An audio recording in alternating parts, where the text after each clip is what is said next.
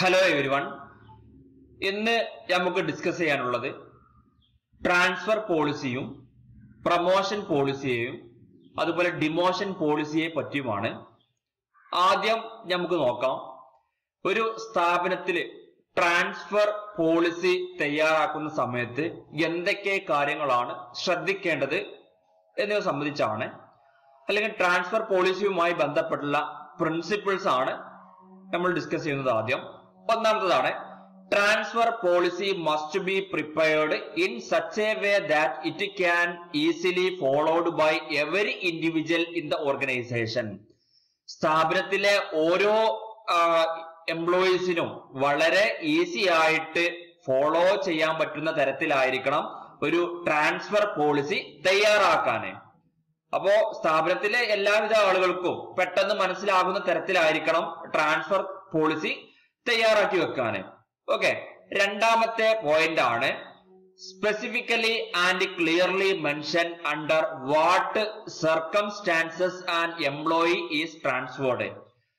അതുപോലെ വളരെ വ്യക്തമായ രീതിയിലും അതുപോലെ സ്പെസിഫൈ ആയിട്ടും എന്ത് ചെയ്യണം, എംപ്ലോയീസിനെ എന്തിന്റെ അടിസ്ഥാനത്തിലാണ്, എന്ത് സിറ്റുവേഷന്റെ അടിസ്ഥാനത്തിലാണ് എംപ്ലോയീസിനെ ട്രാൻസ്ഫർ ചെയ്യുന്നത് എന്നുള്ള കാര്യം വളരെ വ്യക്തമായ രീതിയിലും സ്പെസിഫൈ ആയിട്ടും മെൻഷൻ ചെയ്യണം.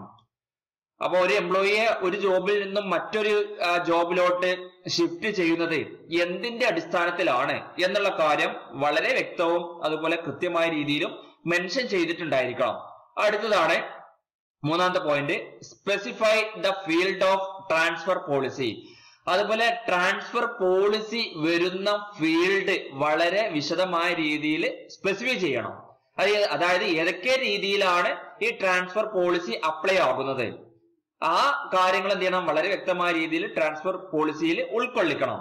നാലാമത്തതാണ്, full information with regard to scale of pay, seniority of transfer, guidelines etcetera should be clearly mentioned.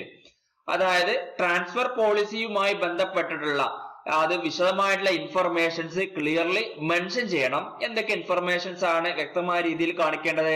Scale of പേ, അതായത് അവർക്ക് ഈ ജോബിൽ നിന്ന് മറ്റൊരു ജോബിലോട്ട് ഷിഫ്റ്റ് ചെയ്യുമ്പോൾ അത് സംബന്ധിച്ചുള്ള സ്കെയിൽ ഓഫ് പേനെ പറ്റി, അതുപോലെ സീനിയോറിറ്റി ഓഫ് ട്രാൻസ്ഫറിനെ പറ്റി, അതുപോലെ ബന്ധപ്പെട്ടുള്ള ട്രാൻസ്ഫറുമായി ബന്ധപ്പെട്ടുള്ള ഗൈഡ് ലൈൻസ് തുടങ്ങിയ കാര്യങ്ങളെ പറ്റി എന്ത് ചെയ്യണം, വിശദമായുള്ള ഇൻഫർമേഷൻസ് വ്യക്തമായ രീതിയിൽ മെൻഷൻ ചെയ്യണം. അഞ്ചാമത്തെ പോയിന്റ് ആണ്, it should be prescribed in the policy whether the training or retraining is required on the new job. അപ്പൊ ഒരു എംപ്ലോയിയെ മറ്റൊരു ജോബിലോട്ട് ഷിഫ്റ്റ് ചെയ്യുമ്പോൾ അതൊരു പുതിയ ജോബാണല്ലോ, ആ ജോബിലോട്ട് ഷിഫ്റ്റ് ചെയ്യുന്ന സമയത്ത് അതിൽ പിന്നെ ഒരു റീട്രെയിനിങ്ങിന്റെ ആവശ്യമുണ്ടോ, അല്ലെങ്കിൽ വീണ്ടും അവർക്ക് ട്രെയിനിങ് കൊടുക്കണോ എന്നുള്ള കാര്യം വളരെ വ്യക്തമായ രീതിയിൽ ഈ ട്രാൻസ്ഫർ പോളിസിയിൽ പ്രിസ്ക്രൈബ് ചെയ്യണം. അടുത്ത ലാസ്റ്റ് ട്രാൻസ്ഫറുമായി ബന്ധപ്പെട്ട പോളിസിയാണ്, transfer should be clearly defined as temporary or permanent. അതായത് ഒരു എംപ്ലോയിയെ മറ്റൊരു സ്ഥലത്തിലോട്ട് ഷിഫ്റ്റ് ചെയ്യുന്ന സമയത്ത് അത് താൽക്കാലികമായിട്ടാണോ അതോ പെർമനന്റ് ആയിട്ടാണോ ഷിഫ്റ്റ് ചെയ്യുന്നത് അല്ലെങ്കിൽ ട്രാൻസ്ഫർ ചെയ്യുന്നത് എന്നീ സംബന്ധിച്ചുള്ള കാര്യം വളരെ വ്യക്തമായ രീതിയിൽ ട്രാൻസ്ഫർ പോളിസിയിൽ കാണിക്കണം. അപ്പൊ ഈ ഇത്രയും ആറ് കാര്യങ്ങൾ എന്ത് ചെയ്യണം, ഒരു ട്രാൻസ്ഫർ പോളിസി തയ്യാറാക്കുന്ന സമയത്ത് അതിൽ മെൻഷൻ ചെയ്യണം. ഓക്കെ, ഇനി രണ്ടാമത്തതാണ് പ്രൊമോഷൻ പോളിസി. പ്രൊമോഷനുമായി ബന്ധപ്പെട്ടുള്ള പോളിസികളാണ് അല്ലെങ്കിൽ പ്രൊമോഷനുമായി ബന്ധപ്പെട്ടുള്ള പ്രിൻസിപ്പിൾസ് ആണ് ഇനി പറയുന്നത്. ഒന്നാമത്തതാണ്, promotion policy should be prepared in such a way that it is easily understandable to everyone in the organisation. സ്ഥാപനത്തിലെ ഓരോ എംപ്ലോയീസിനും വളരെ വ്യക്തമായ രീതിയിൽ പെട്ടെന്ന് മനസ്സിലാകുന്ന തരത്തിലായിരിക്കണം പ്രൊമോഷൻ പോളിസി തയ്യാറാക്കാന്. രണ്ടാമത്തതാണ്, it should mention the number of post to be filled up through promotion. അതുപോലെ സ്ഥാപനത്തിലുള്ള പോസ്റ്റുകൾ എത്ര എണ്ണം പോസ്റ്റുകളാണ് അല്ലെങ്കിൽ ഏതൊക്കെ പോസ്റ്റുകളാണ് പ്രൊമോഷൻ വഴി ഫില്ല് ചെയ്യേണ്ടത് എന്നുള്ള കാര്യം വളരെ വ്യക്തമായ രീതിയിൽ പ്രൊമോഷൻ പോളിസിയിൽ മെൻഷൻ ചെയ്യണം. അടുത്തതാണ്, it should clearly state the basis of promotion. അതുപോലെ പ്രൊമോഷൻ ചെയ്യുന്നതിന്റെ ബേസ് വളരെ വ്യക്തമായ രീതിയിൽ മെൻഷൻ ചെയ്യണം. അതായത് ഏതൊക്കെ പോസ്റ്റ് എന്തിന്റെയൊക്കെ അടിസ്ഥാനത്തിലാണ് പ്രൊമോഷൻ ചെയ്യുന്നത്. അപ്പൊ രണ്ട് രീതി ഉണ്ടായിരുന്നു പ്രൊമോഷൻ ചെയ്യാന്, ഒന്ന് സീനിയോറിറ്റി ബേസിസും രണ്ടാമത്തത് കോമ്പിറ്റൻസി ബേസിസും ആയിരുന്നു. അപ്പോ സീനിയോറിറ്റി ബേസ് ആണോ അല്ലെങ്കിൽ കോമ്പിറ്റൻസി ബേസിലാണോ ഓരോ പോസ്റ്റും നമ്മൾ പ്രൊമോട്ട് ചെയ്യേണ്ടത് എന്നുള്ള കാര്യം വളരെ വ്യക്തമായ രീതിയിൽ കാണിക്കണം. അടുത്തതാണ് നാലാമത്തെ, there must be a direct link between promotion and training program. അതുപോലെ ട്രെയിനിങ് പ്രൊമോഷനും ട്രെയിനിങ് പ്രോഗ്രാമുമായിട്ട് നേരിട്ടുള്ള ഒരു ലിങ്ക് ഉണ്ടായിരിക്കണം. അതായത് പ്രൊമോട്ട് ചെയ്യുന്ന സമയത്ത് നിലവിൽ ആ സ്ഥാപനത്തിലെ എംപ്ലോയി ചെയ്തുകൊണ്ടിരിക്കുന്ന ജോബിൽ നിന്നും കുറച്ചുകൂടി ഉയർന്ന തരത്തിലുള്ള മറ്റൊരു ജോബിലോട്ടാണ് ഷിഫ്റ്റ് ചെയ്യുന്നത്, അതാണ് പ്രൊമോഷൻ. അപ്പൊ അങ്ങനെ പ്രൊമോട്ട് ചെയ്യുമ്പോൾ ആ ഒരു എംപ്ലോയിയെ സംബന്ധിച്ച് അതൊരു പുതിയൊരു ജോബാണ്. ആ ജോബ് ചെയ്യണമെന്നുണ്ടെങ്കിൽ ചിലപ്പോൾ വ്യക്തമായ ട്രെയിനിങ് വേണ്ടി വരും. അതുകൊണ്ട് പ്രൊമോഷനും ട്രെയിനിങ് പ്രോഗ്രാം തമ്മിൽ എന്ത് വേണം, ഡയറക്റ്റ് ലിങ്ക് ഉണ്ടായിരിക്കണം. അടുത്തതാണ് അഞ്ചാമത്തത്, scientific method should be followed to promote an employees. അപ്പോ നമ്മള് ഒരു സ്ഥാപനത്തില് എംപ്ലോയീസിനെ പ്രൊമോട്ട് ചെയ്യാൻ വേണ്ടിയിട്ട് സയന്റിഫിക് ആയിട്ടുള്ള മെത്തേഡുകളാണ് ഉപയോഗിക്കേണ്ടത്. അല്ലാതെ യാതൊരുവിധ പേഴ്സണൽ ജഡ്ജ്മെന്റോ അല്ലെങ്കിൽ പ്രത്യേക ബയാസിന്റെ ബേസിലൊന്നും ഒരിക്കലും ഒരു എംപ്ലോയീസിനെയും പ്രൊമോട്ട് ചെയ്യാൻ പാടില്ല. അപ്പൊ എംപ്ലോയീസിന്റെ പെർഫോമൻസ്, അവരെ ക്വാളിഫിക്കേഷൻസ്, അതുപോലെ ഏജ്, എക്സ്പീരിയൻസ് തുടങ്ങിയിട്ടുള്ള കാര്യങ്ങൾ കൺസിഡർ ചെയ്തിട്ട് വേണം ഒരു എംപ്ലോയിയെ മറ്റൊരു പ്ലേസിലോട്ട് പ്രൊമോട്ട് ചെയ്യാന്. ഓക്കെ, അടുത്തതാണ് the promotion must be given on A probationary basis initially. അതുപോലെ ഒരു എംപ്ലോയിയെ മറ്റൊരു ഹയർ പോസ്റ്റിലോട്ട് പ്രൊമോട്ട് ചെയ്യുന്ന സമയത്ത് ആദ്യം തന്നെ പെർമനന്റ് ആക്കാൻ പാടില്ല. ഒരു പ്രൊബോഷൻ പീരീഡ് വെക്കുക. ആ പ്രൊബോഷൻ പീരീഡിന് ശേഷം മാത്രം അവരെ പെർമനന്റ് ആക്കാൻ പാടുള്ളൂ. അപ്പൊ ആദ്യം എന്തായിരിക്കും, താൽക്കാലികമായിട്ട് ഒരു ട്രെയിനിങ് പീരീഡ് എന്ന തരത്തിലായിരിക്കണം അവരെ അതിൽ പ്ലേസ് ചെയ്യാന്. അതിൽ അവർ സക്സസ് ആണ് എന്ന് കണ്ടാൽ മാത്രമാണ് അവരെ അതിൽ പെർമനന്റ് ആക്കാൻ പറ്റുകയുള്ളൂ.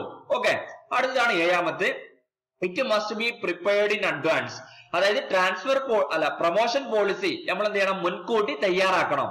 അല്ലാതെ അത് അടുപ്പിച്ച് അല്ലെങ്കിൽ ഒരു വ്യക്തിയെ പ്രൊമോട്ട് ചെയ്യുന്ന സമയത്ത് മാത്രമല്ല നമ്മൾ ഈ ഒരു പോളിസി തയ്യാറാക്കേണ്ടത്. ഇതൊക്കെ കുറച്ച് മുൻകൂട്ടി സ്ഥാപനം തുടങ്ങുന്ന സമയത്തൊക്കെ എന്ത് ചെയ്യണം, ഇത് തയ്യാറാക്കി വെക്കണം. ഓക്കെ, അടുത്താണ് എട്ടാമത്തത്, the promotion should be recommended by superior and final decision should be taken by top level management. അപ്പോ ഈ പ്രൊമോഷനില് സൂപ്പർവൈസർക്ക് അല്ലെങ്കിൽ സുപ്പീരിയർക്ക് പ്രൊമോട്ട് റെക്കമെൻഡ് ചെയ്യാവുന്നതാണ്. അപ്പോ ഒരു സൂപ്പർവൈസർ കീഴിലുള്ള ഒരു എംപ്ലോയീസ് ഉണ്ടെന്നുണ്ടെങ്കിൽ ആ സൂപ്പർവൈസർ ആണ് തന്റെ കീഴിലുള്ള എംപ്ലോയീസിനെ ഈ ഒരു പ്രൊമോഷന് റെക്കമെൻഡ് ചെയ്യേണ്ടത്. അങ്ങനെയാണെങ്കിൽ കൂടിയും ഫൈനൽ ഡിസിഷൻസ് എടുക്കുന്നത് ടോപ്പ് ലെവൽ മാനേജ്മെന്റ് ആയിരിക്കും.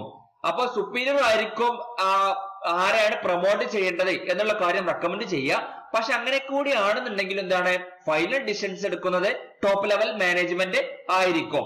അടുത്തതാണ് ഒമ്പതാമത്തെ point, the promotion policy must provide provision for appeal against unjustifiable promotion. അതായത് ഇപ്പോ നീതിയുക്തമല്ലാത്ത പ്രൊമോഷൻസ് ചിലപ്പോ സ്ഥാപനത്തിൽ സംഭവിക്കാൻ ചാൻസ് ഉണ്ട്. അതായത് മാനേജ്മെന്റ് അവർക്ക് താല്പര്യമുള്ള വ്യക്തികളെ അല്ലെങ്കിൽ അവരെ റിലേറ്റീവ്സിനൊക്കെ പ്രൊമോട്ട് ചെയ്യാൻ സാധ്യത കൂടുതലുണ്ട്. അപ്പൊ അത്തരത്തിലുള്ള പ്രൊമോഷൻസിനെതിരെ അപ്പീൽ നൽകാനുള്ള ഒരു പ്രൊവിഷൻ കൂടി ഈ ഒരു പ്രൊമോഷൻ പോളിസിയിൽ സെറ്റപ്പ് ചെയ്യണം. അതായത് എന്തെങ്കിലും അൺജസ്റ്റിഫയബിൾ ആയിട്ടുള്ള പ്രൊമോഷൻസ് സ്ഥാപനത്തിൽ വരികയാണെന്നുണ്ടെങ്കിൽ അതിനെതിരെ മറ്റു എംപ്ലോയീസിന് അപ്പീൽ കൊടുക്കാനുള്ള ഒരു കാര്യം കൂടി എന്ത് വേണം, ഈ ഒരു പ്രൊമോഷൻ പോളിസിയിൽ സെറ്റപ്പ് ചെയ്യണം. ഓക്കെ, അടുത്തതാണ് last point, vacancy should be notified among employees. അതുപോലെ സ്ഥാപനത്തില് ഒരു വേക്കൻസി വരികയാണെന്നുണ്ടെങ്കിൽ, അതായത് ഉയർന്ന തലത്തിൽ ഒരു വേക്കൻസി വരികയാണെന്നുണ്ടെങ്കിൽ അത് എംപ്ലോയീസിന്റെ ഇടയിൽ എന്ത് ചെയ്യണം, നോട്ടിഫൈ ചെയ്യണം. അവർക്കത് എന്തെങ്കിലും ഒരു നോട്ടീസ് മുഖാന്തരമോ അല്ലെങ്കിൽ മറ്റേതെങ്കിലും ഉപാധികൾ ഉപയോഗിച്ചുകൊണ്ടോ അവരുമായിട്ട് എന്ത് ചെയ്യണം, കമ്മ്യൂണിക്കേറ്റ് ചെയ്യണം. സ്ഥാപനത്തിൽ ഒരു വേക്കൻസി വന്നിട്ടുണ്ട് എന്നുള്ള കാര്യം കമ്മ്യൂണിക്കേറ്റ് ചെയ്യണം. അപ്പൊ ഇത്രയും കാര്യമാണ് പ്രൊമോഷനുമായി ബന്ധപ്പെട്ടുള്ള പോളിസികളിൽ വേണ്ടത്. ഇനി അടുത്തതാണ് ഡിമോഷൻ പോളിസി. അപ്പോ ഇനി ഡിമോഷൻ ചെയ്യുന്ന സമയത്ത് അല്ലെങ്കിൽ അതുമായി ബന്ധപ്പെട്ട പോളിസികളാണ് ഇനി പറയുന്നത്. ഒന്നാമത്, a clear list of rules along with punishable offences be made available to all the employees. അതായത് ഇപ്പോ എന്തെങ്കിലും പണിഷബിൾ ആയിട്ടുള്ള ഒഫൻസസ് മായി ബന്ധപ്പെട്ടുള്ള ക്ലിയർ ലിസ്റ്റ് ഓഫ് റൂൾസ് നമ്മൾ എന്ത് ചെയ്യണം, തയ്യാറാക്കണം. അത് എല്ലാ എംപ്ലോയീസിനും എന്താണ് പെട്ടെന്ന് മനസ്സിലാവുന്ന തരത്തിലൊക്കെ ആയിരിക്കണം അത്തരത്തിലുള്ള കാര്യങ്ങൾ തയ്യാറാക്കേണ്ടത്. അതായത് ഒരു സ്ഥാപനത്തിലെ ഒരു എംപ്ലോയി എന്തെങ്കിലും ഒരു ഒഫൻസ് ചെയ്തു കഴിഞ്ഞാല് അതിന് നമ്മൾ പണിഷ്മെന്റ് കൊടുക്കണമല്ലോ. ആ പണിഷ്മെന്റ് കൊടുക്കുന്നത് എങ്ങനെയാകണം എന്ന് സംബന്ധിച്ചുള്ള വളരെ വ്യക്തമായുള്ള രീതി എന്ത് ചെയ്യണം, എല്ലാ എംപ്ലോയീസിനും മനസ്സിലാകുന്ന രൂപത്തിൽ തയ്യാറാക്കണം. രണ്ടാമത്തേതാണ് any violation be investigated thoroughly by a competent authority. അപ്പോ സ്ഥാപനത്തിൽ എന്തെങ്കിലും വയലേഷൻ അല്ലെങ്കിൽ എന്തെങ്കിലും പ്രശ്നങ്ങൾ ഉണ്ടെന്നുണ്ടെങ്കിൽ അത് ഒരു കോമ്പിറ്റന്റ് ആയിട്ടുള്ള അതോറിറ്റി എന്ത് ചെയ്യണം, തറോ ആയിട്ട് എന്ത് ചെയ്യണം, അതിന് ഇൻവെസ്റ്റിഗേറ്റ് ചെയ്യണം. അടുത്ത പോയിന്റ് ആണ് in case of violation it is better to state the reason for taking such a punitive step clearly and elaborately. അപ്പോ എന്തെങ്കിലും വയലേഷൻസ് ഉണ്ടായി കഴിഞ്ഞാൽ അത് എങ്ങനെയാണ് അതിനെതിരെ പണിഷ്മെന്റ് കൊടുക്കുക എന്നുള്ള കാര്യം, എന്തുകൊണ്ടാണ് അതിനൊരു പണിഷ്മെന്റ് കൊടുക്കുന്നത് എന്നുള്ള കാര്യം വളരെ വ്യക്തമായ രീതിയിലും വിശദമായ രീതിയിലും സ്റ്റേറ്റ് ചെയ്യണം. അപ്പൊ എന്തെങ്കിലും ഒരു വയലേഷൻസ് ഉണ്ടായി കഴിഞ്ഞാൽ അതിനെങ്ങനെയാണ് സ്ഥാപനം ട്രീറ്റ് ചെയ്യുക എന്നുള്ള കാര്യം വളരെ വ്യക്തമായ രീതിയിലും വിശദമായ രീതിയിലും കാണിച്ചിട്ടുണ്ടായിരിക്കണം. അടുത്തതാണ് once violations are proved there should be a consistent and equitable application of the penalty. അപ്പോ ഏതെങ്കിലും ഒരു വയലേഷൻസ് പ്രൂവ് ചെയ്ത് കഴിഞ്ഞാൽ അതിന് കൺസിസ്റ്റന്റ് ആയിട്ടുള്ളതും അതുപോലെ ഇക്വിറ്റബിൾ ആയിട്ടുള്ള രീതിയിലായിരിക്കണം ട്രീറ്റ് ചെയ്യേണ്ടത്. അതായത് സ്ഥാപനത്തിലെ എല്ലാ വ്യക്തികളും ചെയ്തു കഴിഞ്ഞാൽ എന്താണ്, അപ്പോ ഇത്തരത്തിൽ സെയിം രീതിയിലുള്ള വയലേഷൻസ് ആര് ചെയ്തു കഴിഞ്ഞാലും ഒരേ രീതിയിലായിരിക്കണം ട്രീറ്റ് ചെയ്യേണ്ടത്. അവിടെ നമ്മളൊരു പ്രത്യേക ഒരു വേർതിരിവ് അല്ലെങ്കിൽ ഡിസ്ക്രിമിനേഷൻ കാര്യങ്ങളൊന്നും പാടില്ല.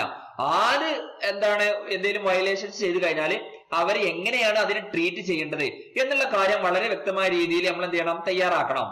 ഓക്കെ, അപ്പൊ അതൊരു ഇക്വിറ്റബിൾ ആയ രീതിയിലാകണം അല്ലെ. അത് ഇക്വിറ്റബിൾ എന്ന് പറയുമ്പോൾ എന്താണ്, എല്ലാവരും ആര് ചെയ്തു കഴിഞ്ഞാൽ എന്താണ് ഒരേ രീതിയിൽ ട്രീറ്റ് ചെയ്യുന്ന തരത്തിലായിരിക്കണം വേണ്ടത്. ഓക്കെ, അടുത്തതാണ് ലാസ്റ്റ് ആണ് there should be enough room for review. അതായത് റിവ്യൂ ചെയ്യാനൊക്കെ എന്ത് വേണം, ഒരു പ്രത്യേക സ്ഥലം കാര്യങ്ങളൊക്കെ ഉണ്ടായിരിക്കണം. അപ്പൊ ഇത്രയും കാര്യമാണ് ഡിമോഷൻ പോളിസിയുമായി ബന്ധപ്പെട്ടിട്ടുള്ളത്. അപ്പോ ഇന്ന് ഡിസ്കസ് ചെയ്തത് ട്രാൻസ്ഫർ പോളിസി, അതുപോലെ പ്രൊമോഷൻ പോളിസി, അതുപോലെ ഡിമോഷൻ പോളിസി, ഇത്രയും കാര്യമാണ് ഇന്ന് ഡിസ്കസ് ചെയ്തത്. ഓക്കെ, അപ്പൊ ഇത്രയാണ് ഇന്നത്തെ ക്ലാസ്.